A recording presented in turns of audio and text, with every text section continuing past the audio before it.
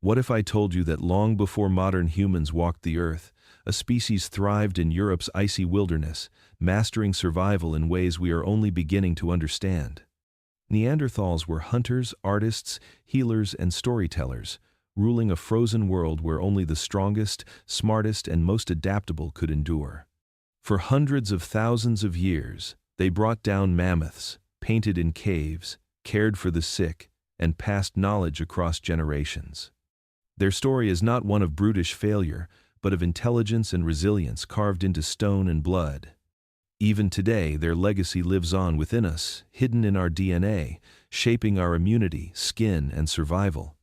In this journey, we will uncover the remarkable lives of Neanderthals, the forgotten kings of the Ice Age, and explore the incredible ways their world shaped ours. Prepare to enter the frost, the hunt, and the hidden genius of a species that history almost forgot. Sorry for the interruption. Where are you tuning in from?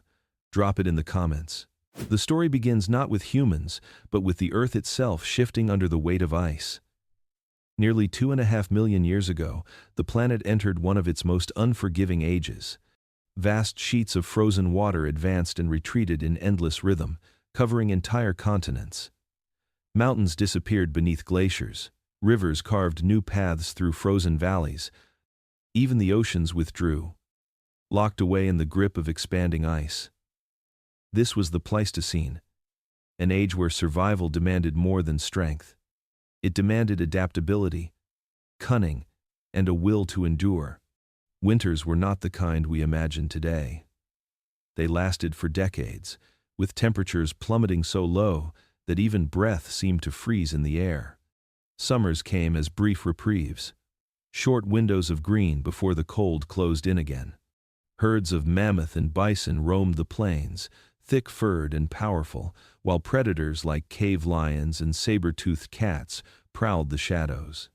Life in this age was a constant struggle against both beast and climate. Every living thing was tested, and most failed. But out of this crucible, one kind of human began to rise. They were not like us, not yet. Their bodies were broader, their muscles denser, their bones built to withstand the punishing cold. Where others faltered, they found ways to endure. While the ice forced many species to extinction, these people made the freezing plains and the howling winds their domain. This was the world into which the Neanderthals were born, a world that would shape every aspect of their existence. Imagine standing in that world. The horizon stretches endless and pale, a frozen desert under a gray sky. The sound of the wind is constant, cutting, filled with the sting of snow. To survive here means not only facing the predators that stalk the tundra, but also the relentless hunger that gnaws with each failed hunt. It means building warmth out of fire, shelter out of stone, and courage out of nothing but determination.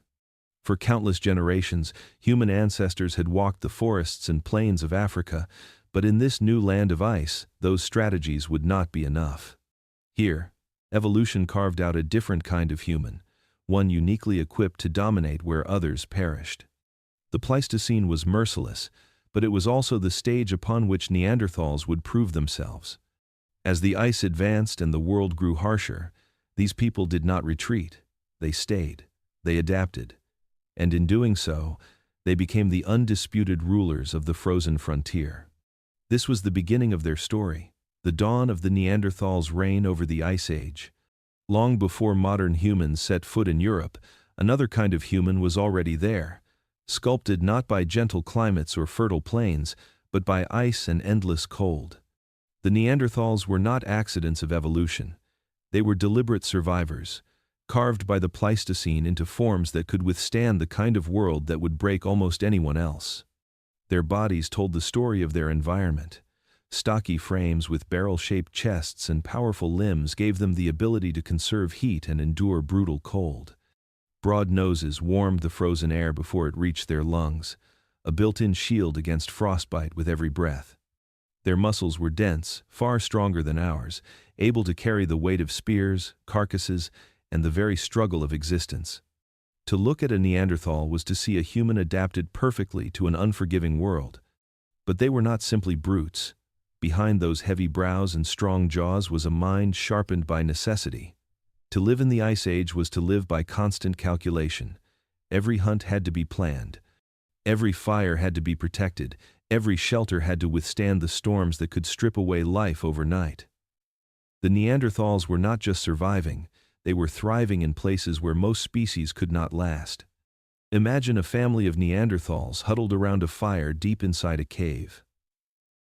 Outside, the wind screams like a predator, dragging snow across the landscape in white sheets. Their silhouettes are powerful, built to endure, yet there is tenderness too. A mother cradles her child close to the warmth. An elder with scars across his face shares stories, perhaps not in words we would recognize, but in sounds and gestures filled with meaning. These moments reveal what their bones cannot. They were not only built for survival, they were built for each other. Their evolution had given them weapons as much social as physical. Strength allowed them to bring down mammoths and bison, but cooperation allowed them to share the kill, to make sure no one was left behind. Their brains, nearly as large as our own, were tuned to the demands of survival. They were thinkers, problem solvers, and creators of tools that gave them an edge in the harshest places on Earth. The making of the Neanderthals was not a tale of chance. It was a long, deliberate shaping, by ice, by hunger, and by danger. Where others fell away, they became something more. A human species built for cold winds, for heavy hunts, for survival at the very edge of possibility. And in that shaping, they did not merely endure the Ice Age, they dominated it. The frozen plains of the Ice Age were not forgiving to the unprepared. Food was never guaranteed, and hunger was a constant shadow. For Neanderthals, survival demanded more than strength. It demanded mastery over the hunt, a dangerous art where the hunter could just as easily become the hunted. Every step onto those icy plains was a wager against death, but it was a wager they had learned to win. Armed with spears carved from stone and wood, Neanderthals faced creatures that dwarfed them in size and power. The woolly rhinoceros, armored with thick hide and a deadly horn, could gore a human in an instant. The bison, massive and unpredictable, moved in herds that thundered across the land like living storms. And then there were the mammoths, towering beasts of muscle and fur whose sheer weight could crush the ground beneath them. These were not easy prey. They were moving walls of danger. Yet they were also the key to survival. Neanderthals did not hunt blindly. They planned, they strategized, and they moved as a unit. Imagine them stalking through the snow, their bodies low, eyes locked on the herd ahead. A signal is given, and the group fans out. They know their target, often the weak, the young, or the old, for every mistake could mean death. With shouts and fire, they drive the animal into a trap, toward a cliff or into a marsh where its strength becomes its weakness. Then, with precision and courage, they close in, spears raised, striking at close quarters where danger is at its highest. It was in these moments that the true spirit of Neanderthal life revealed itself. Courage was not optional. To face a mammoth at arm's length demanded bravery that is difficult for us to imagine today. But courage alone was not enough. Coordination, timing, and trust were just as vital. Each hunter depended on the other. Each family depended on the success of the hunt. The difference between triumph and tragedy could be a single misstep. When the hunt succeeded, it was not just meat that was won. It was survival for the entire group. Every part of the animal was used. Flesh became food, bones became tools, hides became clothing and shelter against the cold.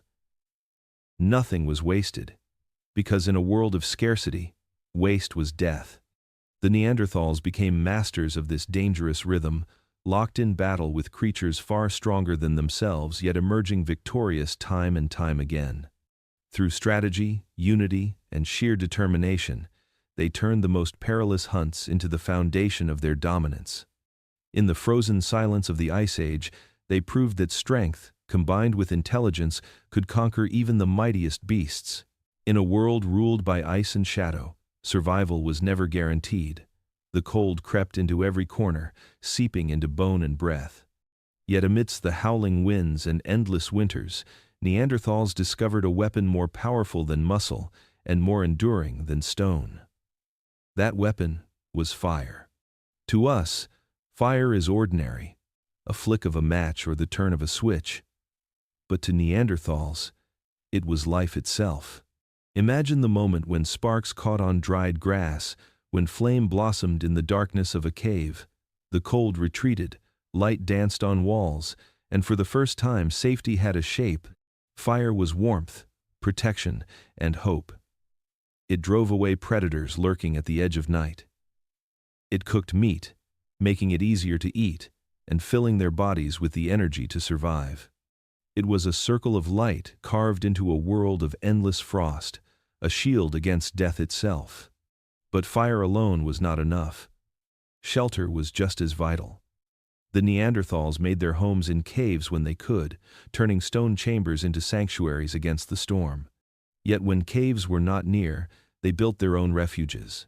Imagine a group of them on the open tundra, stacking mammoth bones into frames, covering them with hides, weighing them down with stones to withstand the winds. These shelters were crude by our standards, but in the Ice Age, they were fortresses, warm and protective against nights that could freeze a man solid. Inside, the glow of fire painted faces in golden shadow. Families gathered close, the heat pulling them together. Stories may have been shared, gestures passed from one generation to the next, knowledge whispered in flickering light. In that space, bonds deepened. Children were protected, and the rhythm of survival became community. Outside, predators prowled. A cave lion's roar might echo across the plains, or the distant howl of wolves might rise with the wind. But inside the circle of fire, Neanderthals were untouchable. The blaze frightened the beasts and turned the night into something that could be endured. For the first time in human history, the cold and the dark were not absolute masters. The mastery of fire and the making of shelter transformed the Neanderthals from mere survivors into rulers of their world. These glowing flames and sturdy refuges gave them more than protection. They gave them permanence, the ability to stay, to thrive, and to claim the frozen landscape as their own. In the war against the Ice Age, fire and shelter were their greatest victories. On the frozen plains of the Ice Age, bare hands could never be enough. Survival demanded precision, and Neanderthals answered with tools carved from the earth itself. From stone and bone they shaped their lifeline, an arsenal of scrapers, blades, and points that transformed them from hunted prey into masters of their world. Each tool was more than an object. It was a sign of intelligence, foresight, and a connection between mind and matter. Picture a Neanderthal crouched over a block of flint, striking carefully with another stone. Sparks leap with every strike, chips fly, and from what looks like a simple rock emerges a sharp edge, sharper than any claw, capable of cutting through hide and flesh. These were not random strikes. They were deliberate, precise, and learned through generations of trial and error. The Mousterian toolkit, as we call it today, was a marvel of human innovation. Scrapers became essential for cleaning animal hides, turning thick skins into clothing that shielded against the cold. Blades were used for cutting meat, shaping wood, and crafting new tools. Stone points were attached to wooden shafts, becoming spears that gave Neanderthals reach and power in the hunt. Even bones, once stripped of flesh, became awls and needles, tools that allowed them to stitch and build with greater skill.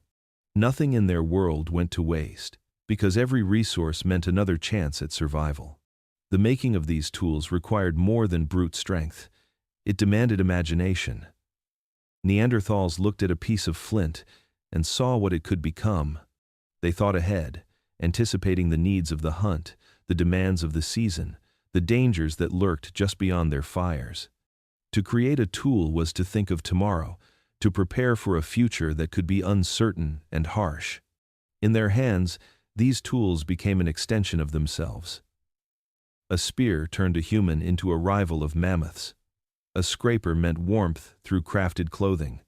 A simple stone edge could transform a carcass into food, shelter, and bone. These objects held the power to turn the environment in their favor, shifting the balance of nature itself. When we look at these tools today, lying silent in museums or buried deep in the earth, we see more than stone and bone. We see the fingerprints of a people who refused to bow to the cold. We see minds as sharp as the blades they created, ingenuity etched into every flake of rock.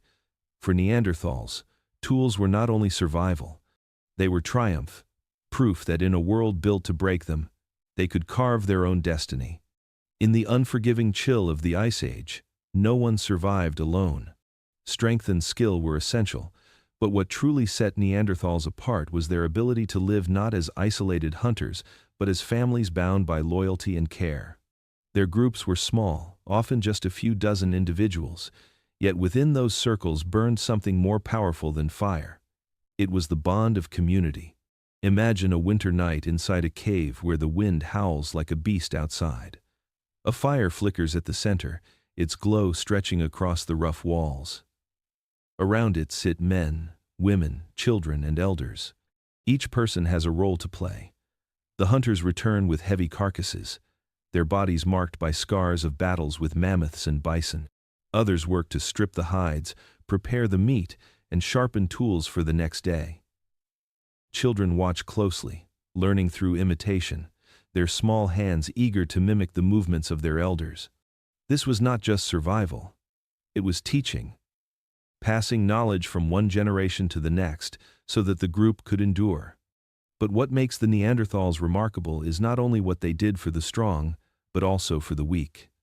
Archaeologists have uncovered skeletons of Neanderthals who lived long after sustaining crippling injuries, wounds that would have made them unable to hunt or gather. Their survival means they were cared for. Others in the group must have fed them, protected them, and carried them when necessary. This kind of compassion was rare in the animal world, but for Neanderthals it was instinct.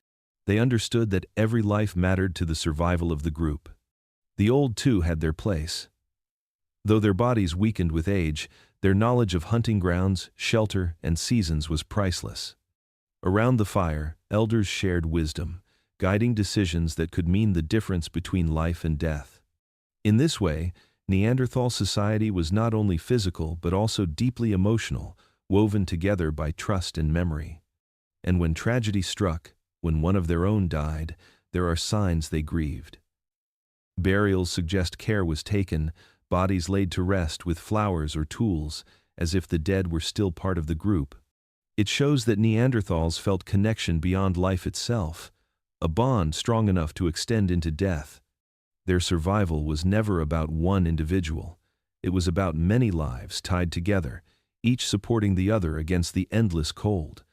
In their small groups, Neanderthals discovered the power of unity, proving that compassion and cooperation were as essential to survival as fire or spears. It was not just strength that carried them through the Ice Age. It was love, loyalty, and the unbreakable ties of family. Across the frozen plains of the Ice Age, survival often depended on more than muscle or stone. It required something invisible, something that bound groups together and turned instinct into strategy. That something was language. For centuries, Neanderthals were dismissed as silent beings, grunting in the shadows of caves. But evidence tells another story, one far more human and far more powerful. Their throats, vocal cords, and ear bones suggest they could speak. Not in the same way we do, perhaps, but in a way that carried meaning, warning, and memory across the frost. Picture a hunting party moving silently through the snow. Their prey, a massive bison, grazes just ahead. A single wrong step could alert the beast and scatter the herd. But one hunter raises his hand, utters a sharp sound, a signal. Another responds with a low call. In moments, they coordinate the chase, surrounding the animal with precision. Without words, such hunts would collapse into chaos. With language, they became organized, effective, deadly. But their speech was not only for hunting. Around the fire at night, when the cold pressed in from all sides, their voices may have carried stories. A mother humming softly to a child, soothing it against the darkness. An elder recalling the dangers of a river crossing, or the location of a safe valley. These were not just sounds. They were threads of memory, woven into the minds of the next generation. Through speech, knowledge lived longer than any single life. Language also meant warning. In a world where predators lurked in the dark, a single shout could save lives. Imagine the sudden cry when wolves crept too close to a shelter, or the urgent call when ice cracked beneath heavy steps. Their voices were shields, protecting one another when claws and fangs closed in. And perhaps, like us, Neanderthals used words to share more than survival. Maybe they laughed, teased, or whispered comfort to the sick. Maybe they sang, their voices echoing through the caves in tones we will never hear again. If so, then language was not just a tool. It was proof of their humanity. In the frost-bitten silence of the Ice Age, Neanderthal voices broke through, shaping not only their hunts and their safety, but their very identity as people. Speech allowed them to think together, to feel together, to be more than individuals scattered against the cold. It made them a community with a shared past and a shared future. In their words, carried on breath that turned to mist in the freezing air, lived the essence of what it means to be human. In the icy silence of the Pleistocene, death was never far away. The hunt could claim a life, the cold could creep in and steal breath, or sickness could weaken even the strongest. Yet when Neanderthals faced death, they did not turn away. They met it with ritual, with reverence, with gestures that spoke of something deeper than survival. These were not the actions of creatures driven only by instinct. They were signs of belief, of a spiritual flame that burned even in the harshest of ages. Archaeologists have uncovered graves that tell this story. Bodies carefully laid to rest, not abandoned to scavengers or left in the open, but placed in shallow pits with attention and care.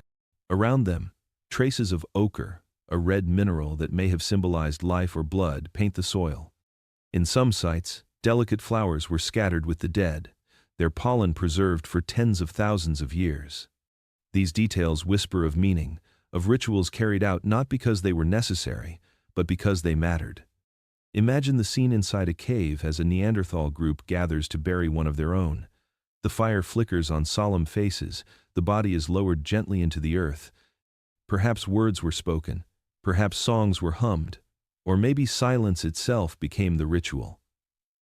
A child might place a stone beside the body, a gesture of remembrance. Others might scatter earth slowly, as if sealing not just a grave, but a bond that extended beyond life. This care for the dead suggests they felt grief, an emotion as human as love. To grieve is to understand loss, to know that someone who once laughed, hunted, or cared will not return. Yet grief also means memory. By burying their dead, Neanderthals kept their presence alive in some way, honoring them rather than letting them fade unnoticed into the snow. Rituals also speak of belief. Perhaps they imagined spirits in the wind, or an afterlife where warmth and plenty replaced cold and hunger. Perhaps the flames of their fires symbolized something eternal, a light that lived on after the body was gone. We cannot know their exact thoughts, but the evidence makes one truth clear. Neanderthals looked beyond the physical. They reached into the unknown, searching for meaning in a world that offered little comfort. The spiritual flame they carried sets them apart from beasts and ties them closer to us. It reveals that even in an age where survival was the greatest challenge, they still made space for reflection, for mourning, and for hope. The Ice Age could freeze rivers and mountains, but it could not extinguish the spark of spirit that burned within them. Deep inside the caves of Ice Age Europe, far from the reach of sunlight, flickering firelight reveals something extraordinary.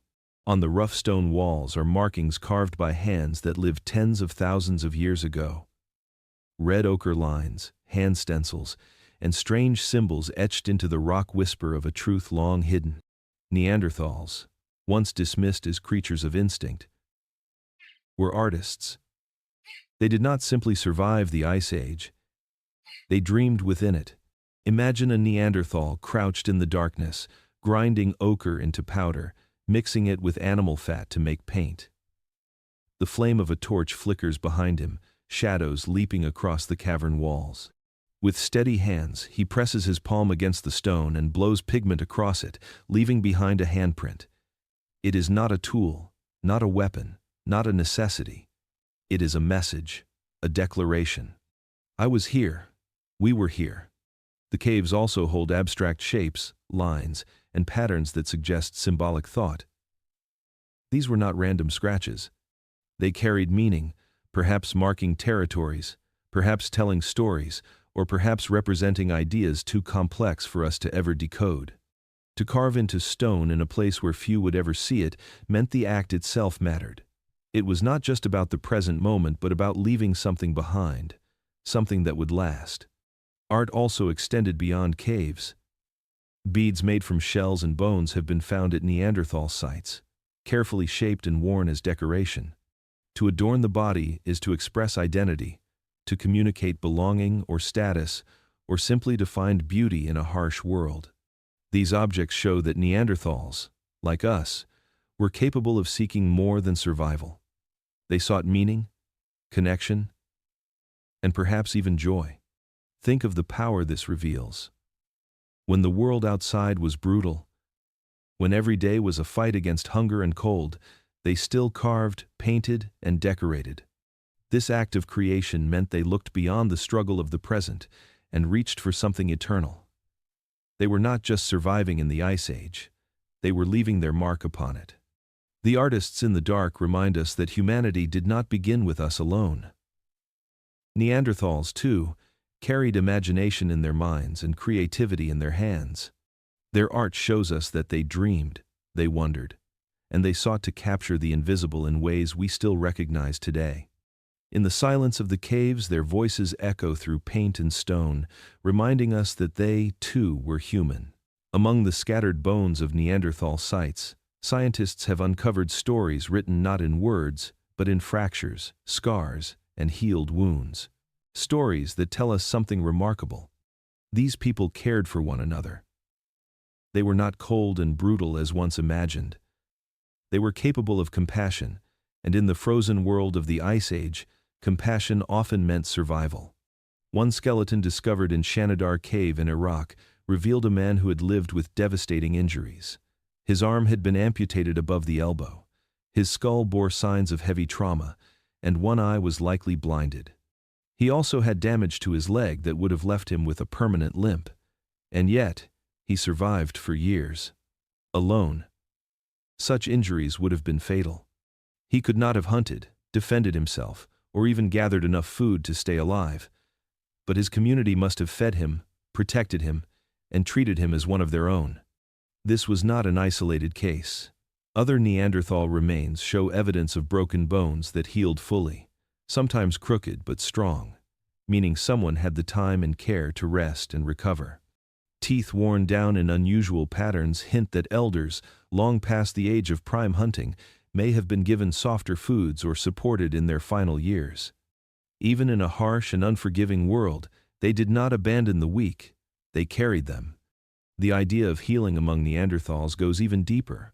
Some archaeological sites contain traces of plants with medicinal properties, like yarrow and chamomile, found on Neanderthal teeth. These were not typical food plants. Instead, they may have been chewed for their healing qualities. Whether through trial and error or through knowledge passed down generations, Neanderthals may have practiced a kind of herbal medicine, using the natural world not just for food, but for healing. Picture the scene. A group huddled around the fire, one of their own lying injured. Hands apply pressure to a wound, others bring food, others keep the fire alive through the night.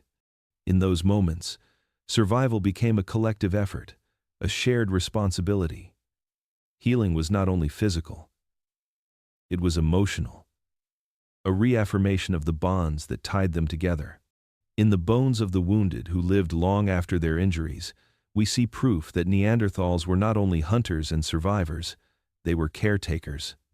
They looked after their old, their sick, their injured. This compassion was their strength, as essential as fire or tools. In a frozen land filled with dangers, their healing hands became a weapon of survival as powerful as any spear. When we picture Neanderthals, it is easy to imagine them only as relentless hunters, spears thrust into the flanks of mammoths or bison, their lives fueled entirely by meat. Yet the truth, written in the chemistry of their bones and the debris of their camps, tells us a more complex and fascinating story. Neanderthals were not just carnivores of the Ice Age. They were resourceful, adaptable, and willing to eat whatever the land, forest, or sea could provide. This flexibility was one of their greatest strengths. Bones and isotopic analysis confirm that Neanderthals consumed large amounts of animal protein.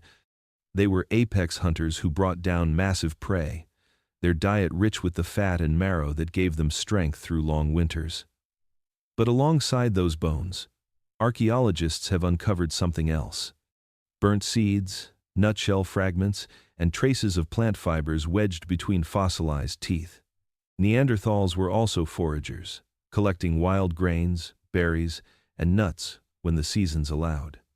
Their teeth sometimes carry microscopic remains of starch grains from wild barley or legumes, showing that even in a frozen world they knew the value of variety. Some of the most surprising discoveries have come from coastal sites. In places like Gibraltar, evidence shows Neanderthals gathering and eating shellfish, crabs, even seals and dolphins washed up along the shore. Hearths are filled with burnt shells, proof of roasting. This challenges the old idea that only modern humans turn to the sea for food.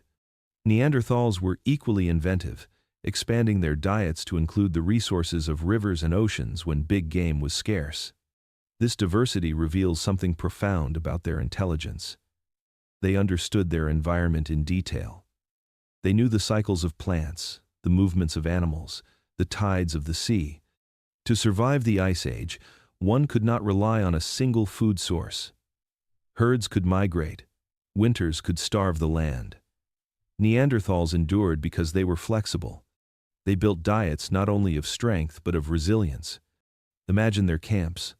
Hunters returning with a haunch of meat, others cracking open nuts with stone tools, children gathered near the fire, roasting shellfish, women grinding seeds into something softer to eat. This was not the picture of a brutish people gnawing only on bones. It was a picture of ingenuity, of people who could draw nourishment from every corner of the land. In their diets, we see their survival strategy laid bare. They were strong because they were versatile. In the shifting climates and harsh terrains of the Ice Age, this ability to eat from both field and forest, from mountain and sea, made Neanderthals true masters of their world. To understand the Neanderthals, we must look not only at the hunters and the elders, but at the children who grew up in the shadow of ice. From the moment they were born, life demanded resilience. A Neanderthal child did not enter a gentle world of safety. They were born into caves where fire flickered against stone walls, where the cries of predators echoed in the night, and where survival depended on every pair of hands, even the smallest ones. Infancy itself was a battle. Harsh winters brought biting winds and scarce food, yet mothers nursed and cradled their young with the same tenderness we recognize today. Archaeological evidence shows that Neanderthal infants were cared for with great attention. Tiny remains have been found laid carefully in shallow burials, sometimes with traces of red ochre or small objects placed beside them. These gestures suggest that even in grief, these people honored the youngest among them. They did not see children as expendable in a brutal world. They saw them as vital, as the promise of tomorrow. As children grew, they learned through watching and doing. A boy or girl of 5 might already be helping to gather firewood, carry water, or watch for signs of danger. Older children practiced with small tools, sharpening stones under the watchful eyes of adults. They absorbed the knowledge of their group not through words alone but through shared tasks, gestures, and repetition. The shaping of flint, the stalking of deer, the weaving of plant fibers into rope, these lessons were handed down from generation to generation. By adolescence, Neanderthals were already hunters and workers. The dangers of the hunt meant that youth had to become strong quickly. Spears were heavy, prey was enormous, and hesitation could mean death. But within these challenges, young Neanderthals found belonging. To hunt beside one's kin, to sit at the fire with meat to share, was to step into the role of protector and provider. Childhood was also a time of play, though its form may have been rougher than our modern imaginations allow. Small bones and tools show signs of wear consistent with practice rather than survival use, suggesting that young ones rehearsed the skills they would need one day. Perhaps they imitated their elders, chasing each other in games that mirrored hunts, their laughter mixing with the crackle of fire. Every child carried within them the weight of survival, yet they also carried the spirit of their people. In their small hands rested the knowledge of tool-making, the memory of the hunt, the secrets of fire. Growing up, Neanderthal was not easy, but it was within these children that the strength of the Ice Age endured. They were the living bridge between a dangerous present and the fragile hope of the future. Across the frozen valleys and dense forests of Ice Age Europe, a shadow appeared on the horizon. For hundreds of thousands of years, Neanderthals had ruled this land, shaping it with their hunts, fires, and shelters. But now, another kind of human had arrived. They looked similar, yet different, slenderer in build, with tools carved in finer shapes, and eyes that carried a restless curiosity. These were Homo sapiens, and for the first time in history, two human species walked the same ground, breathing the same icy air, and competing for the same future. The meeting of Neanderthal and Homo sapiens was not a single moment but a slow unfolding across centuries. At first, they may have barely noticed each other, distant shapes on a plain, signs of smoke on a faraway ridge. But as migrations pushed sapiens deeper into Europe, encounters grew more common. Imagine a Neanderthal hunting party spotting strangers along the river, their movements unfamiliar, their clothing stitched with precision, their weapons lighter and longer. Curiosity, mixed with fear. Were these new people rivals, allies, or something entirely unknown? Competition was inevitable. Both species needed shelter, prey, and firewood. In regions where herds were few and winters severe, even a small shift in resources could mean survival for one group and starvation for another.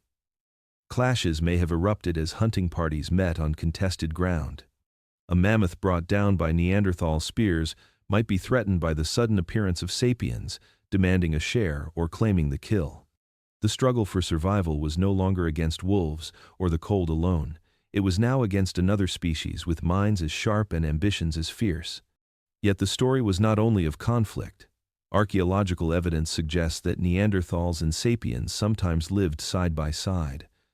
There were exchanges of tools, perhaps even shared hunts. Most strikingly, there was interbreeding. Fragments of Neanderthal DNA live on in us today, proof that these encounters went beyond rivalry into something more intimate. A Neanderthal child might have grown up seeing sapiens near their camp, a presence both threatening and fascinating. The horizon no longer belonged only to them.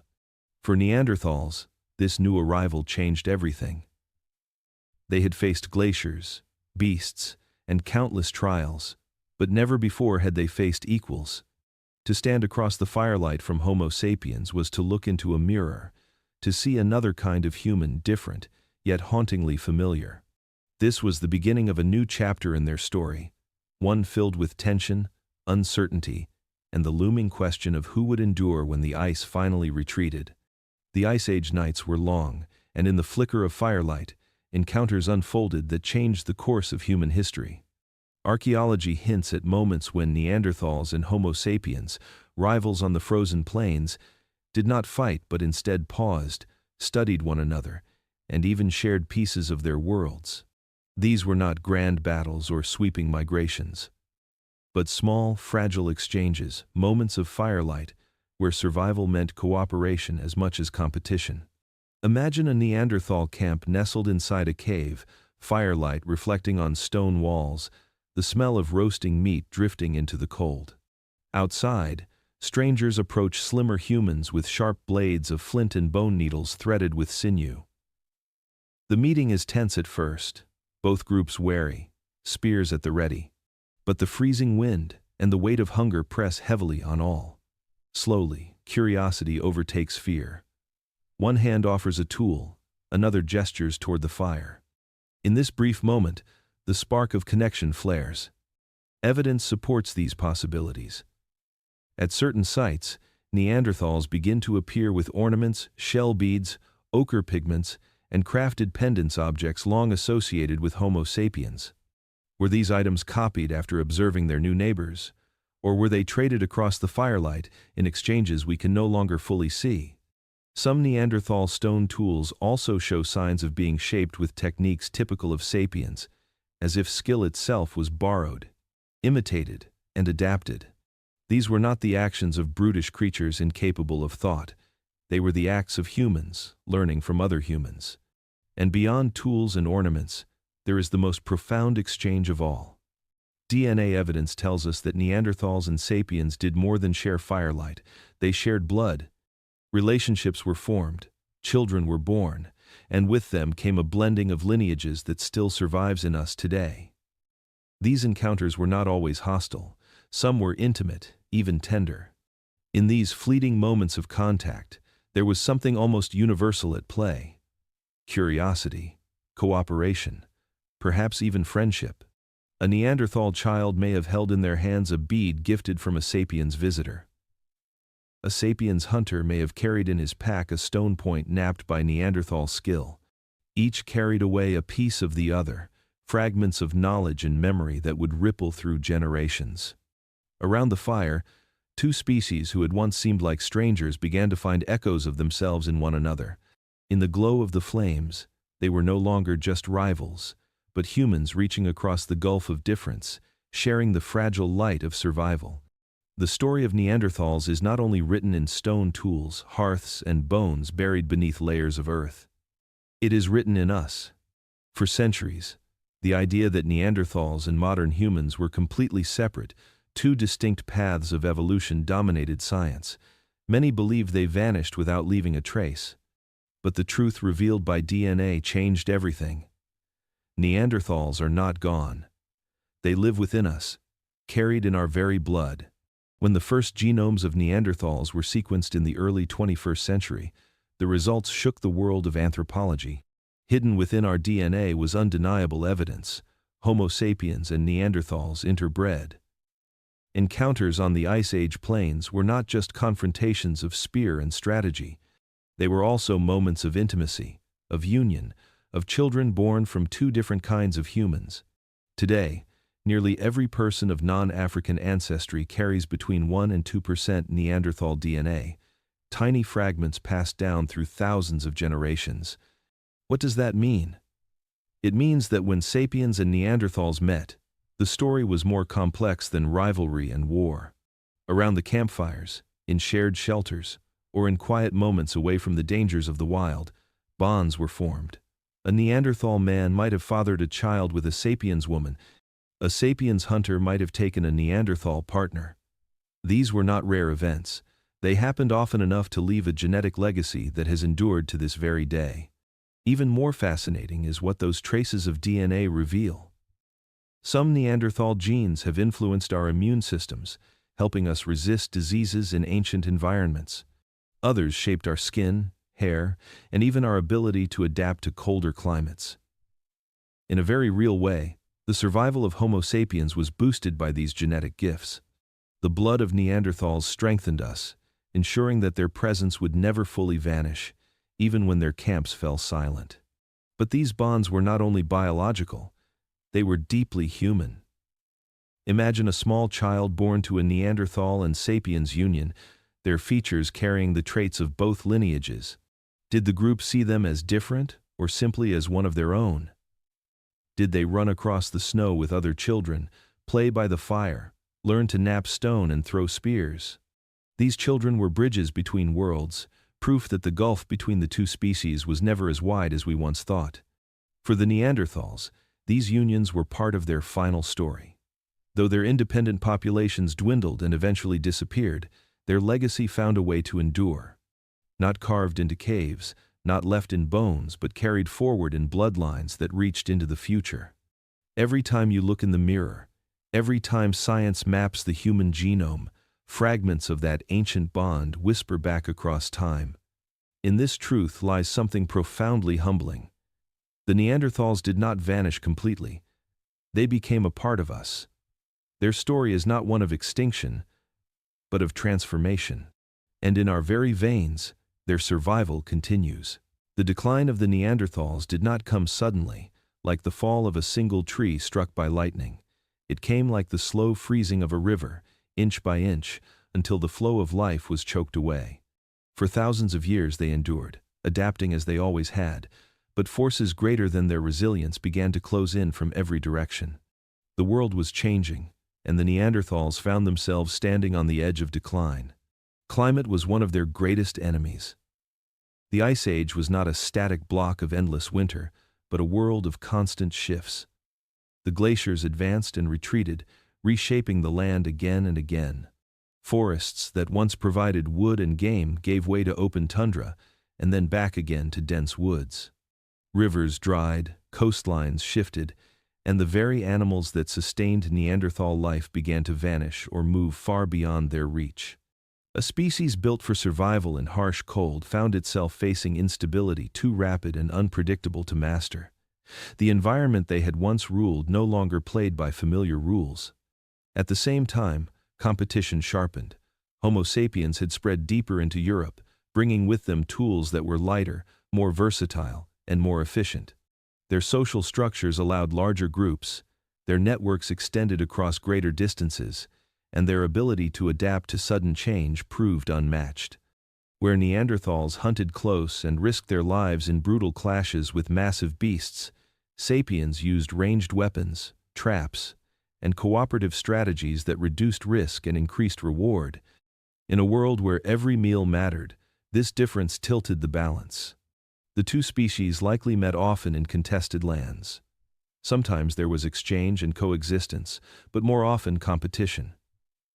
A herd of reindeer could not feed both groups. A cave warm enough for winter could not shelter both families. Slowly, the Neanderthals were pushed back, squeezed into smaller and smaller pockets of land, their world shrinking as sapiens advanced like a rising tide. But numbers may have been the most decisive factor. Neanderthals lived in small, tight-knit groups, perhaps a few dozen at most. Sapiens, however, formed larger, interconnected communities that stretched across regions. When disasters struck, sapiens could draw on wider networks for support. Neanderthals, more isolated, could not. A harsh winter or the loss of a key hunting ground could wipe out an entire band. One by one, these small groups faded, leaving gaps in the map of their once vast domain. The edge of decline was not a single moment but a slow fading of voices. Fires that once lit up caves went out. Spears lay abandoned where hunts no longer returned. The laughter of children grew rarer, replaced by silence. And though they endured longer than many realize, surviving side by side with sapiens for thousands of years, each passing century brought them closer to the end. Yet even in decline, they left behind traces of their strength. Caves with charred bones, tools lying unfinished, ornaments dropped in the dirt. Each fragment speaks to a people who fought against the pull of extinction with everything they had. Their story was not one of weakness, but of a relentless struggle against forces larger than themselves. On the edge of decline, the Neanderthals still stood proud, but the world had shifted, and with it the future belonged to others. Their time was fading, like the last glow of fire in the ashes, yet their presence lingered, a quiet shadow waiting to be remembered. By the time Neanderthals reached their last strongholds, the world they once ruled had become a shadow of its former self. The forests had thinned, the mammoths and giant deer they hunted were fewer, and the relentless march of Homo sapiens pressed from every direction. What remained of Neanderthal life was a fragile persistence, scattered bands clinging to the edges of survival, in caves tucked into cliffs of Spain, along the rocky shores of Gibraltar, and in the remote valleys of southern Europe. These were refuges, the final echoes of a people who had once walked across the continent with confidence and strength. Inside these caves, life became an exercise in endurance. Families huddled near fires, the smoke curling up through narrow openings to mingle with the icy winds outside. Every day was a test. Food was scarce, hunting more dangerous than ever. The herds they relied upon had grown smaller and more unpredictable. Neanderthal hunters, once masters of strategy and brute force, now found themselves navigating a delicate balance between risk and survival. One misstep, one failed hunt, could mean the loss of children, the sick, or the elders. Even as their numbers dwindled, their ingenuity persisted. Stone tools continued to be fashioned with care, spears sharpened with precision, and fire maintained as both warmth and protection. There were signs of rituals, of care, and of memory. Bones of the deceased were sometimes buried with ochre or arranged in careful patterns, evidence that even in these last days, Neanderthals maintained the human need for meaning and respect. These caves were not merely shelters, they were sanctuaries, cradles of a fading culture that refused to vanish quietly. Yet the pressure of the world outside was relentless. Homo sapiens, with larger numbers, more flexible diets, and far-reaching social networks, encroached steadily on Neanderthal territory. Competition for food, shelter, and the few remaining safe hunting grounds intensified. The clash of two species was no longer occasional, it became a constant threat. Even within the caves, the echoes of survival anxiety lingered. The Neanderthals knew that every encounter carried consequences, that the future of their kind was narrowing with each passing season. It is here, in these final strongholds, that the resilience of Neanderthals is most evident. Injured hunters were cared for, families shared what little they had, and knowledge passed from one generation to the next, despite dwindling numbers. Children learned the ways of their ancestors, how to read the signs of the land, how to hunt, how to endure. Every act of teaching, every shared meal, was a defiance against extinction. But time was unyielding. The ice continued its slow retreat, reshaping the land. And Homo sapiens expanded their dominion. The caves that had once echoed with the sounds of thriving bands became quieter, the fires dimmer. The last strongholds were not merely homes, they were the stage upon which the final chapter of Neanderthal life played out. Each day was a fragile victory, each surviving individual a testament to the extraordinary persistence of a people on the brink. Even as their presence waned, Neanderthals left an indelible mark. Their DNA, their tools, their art, their rituals, all carried forward into the future. Silent witnesses to a species that had endured the Ice Age with unparalleled skill and courage. In the caves of Spain and Gibraltar, the last echoes of a mighty people whispered to the world, a story that would not be forgotten. The silence fell slowly, almost imperceptibly, over the lands where Neanderthals had once thrived. Fires that had blazed bright in caves and open shelters grew smaller, then flickered out, leaving darkness to reclaim the spaces of a people who had endured ice, famine, and predators for hundreds of thousands of years. Once the masters of Europe's frozen plains, their presence now lingered only in the echoes of abandoned campsites, broken tools, and bones bleached by sun and snow. Extinction came not with a roar, but with the quiet fading of lives, one by one, generation by generation, until the Neanderthals were gone. The final centuries were likely marked by struggle unlike anything they had faced before. Small groups eked out existence in marginal lands, surviving on the thinnest of resources. Herds were unpredictable, winters harsher, and the relentless pressure of Homo sapiens ever present. There were no great battles chronicled in the fossil record, no decisive moments that spelled their end.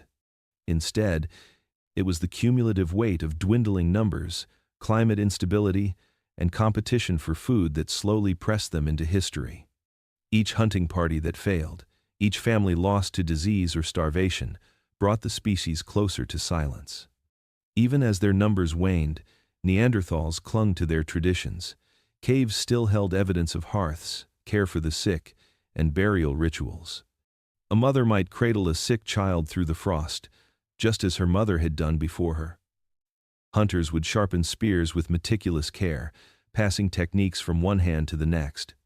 They maintained the rituals and skills of a culture honed over hundreds of thousands of years.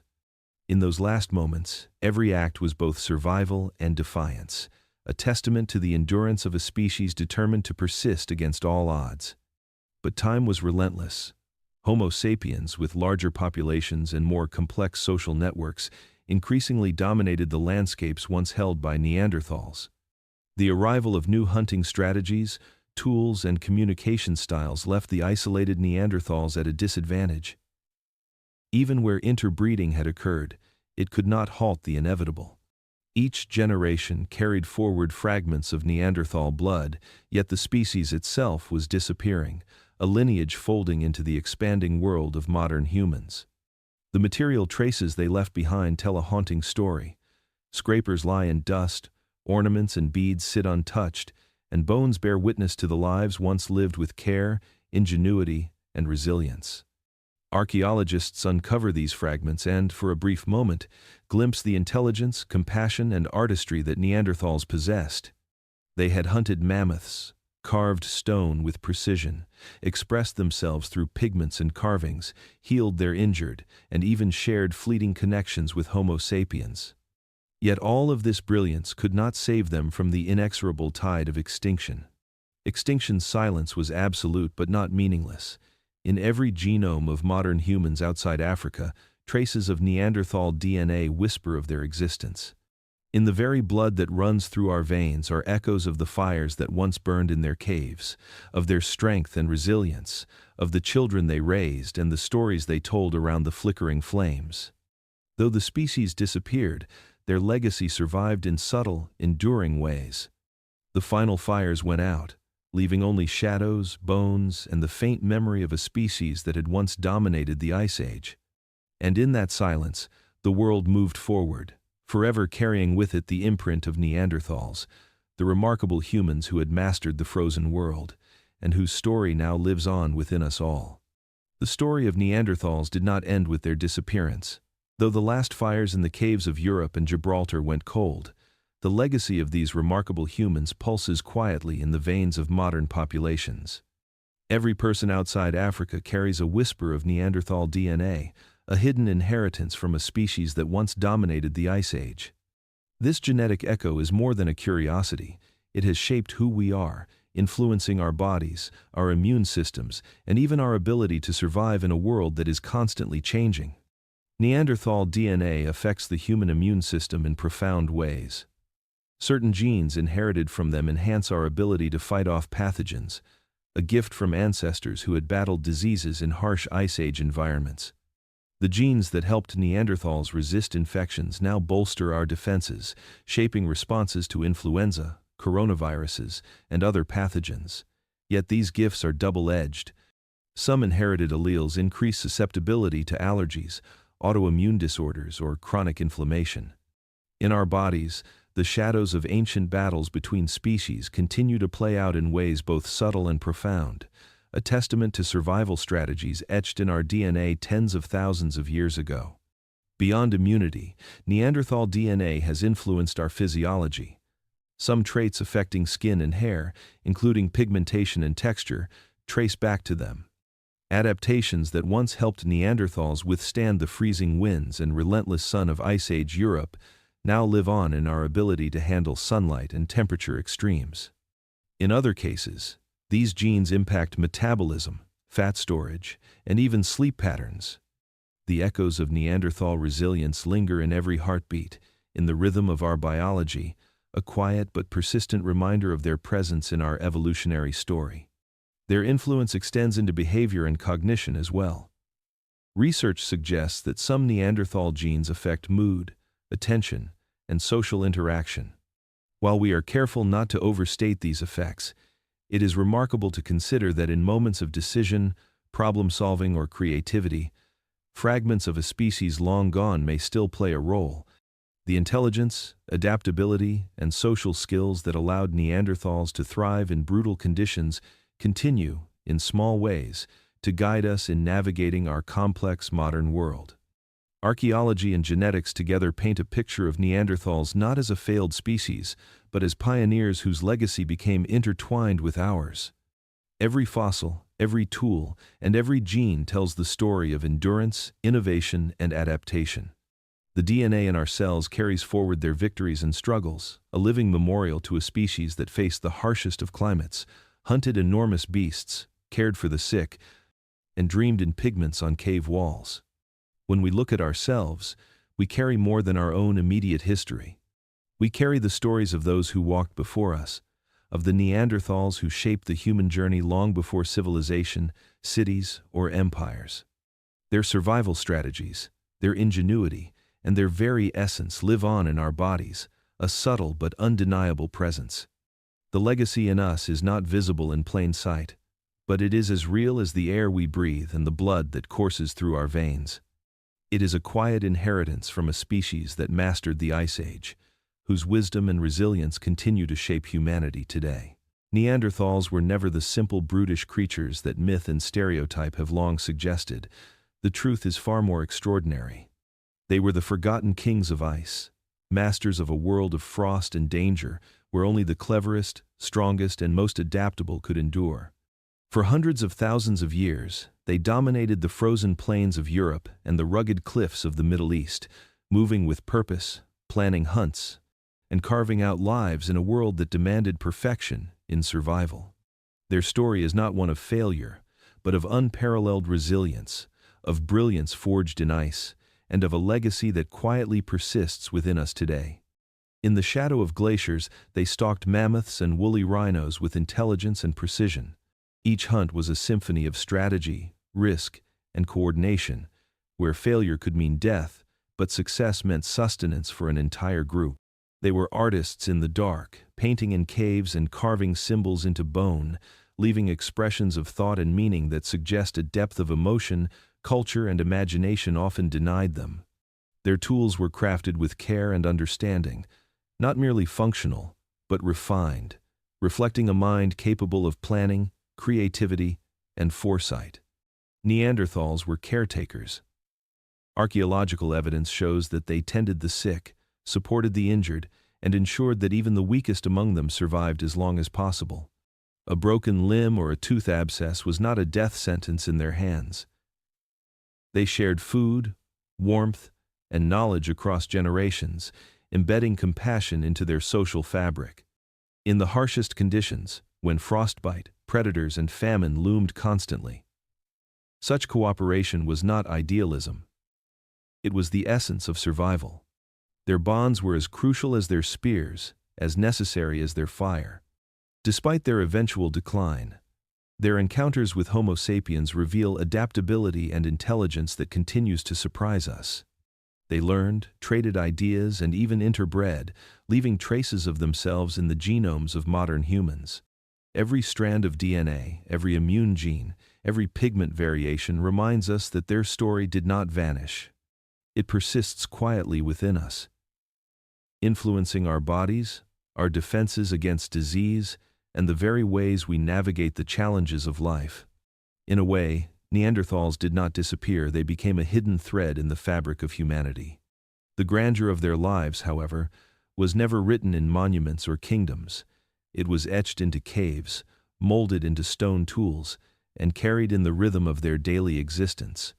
Their survival through the Ice Age, their creativity, their empathy, their innovation, all of it speaks of a species fully human in ways we are only now beginning to appreciate.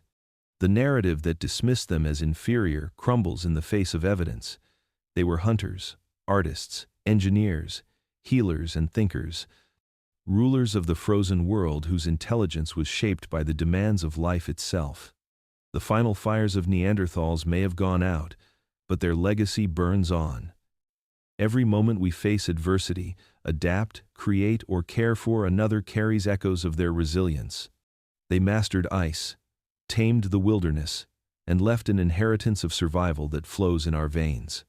The story of humanity is incomplete without them, for they were never just a prelude to Homo sapiens. They were sovereigns of their time, the forgotten kings of ice, and their dominion, though silent, continues in us all.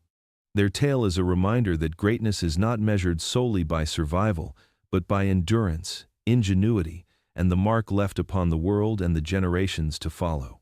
Neanderthals may have vanished from the earth, but they did not vanish from life itself. Their blood, their culture, their courage, all endure, whispering across millennia, asserting that the rulers of the Ice Age were never forgotten, merely waiting for us to remember.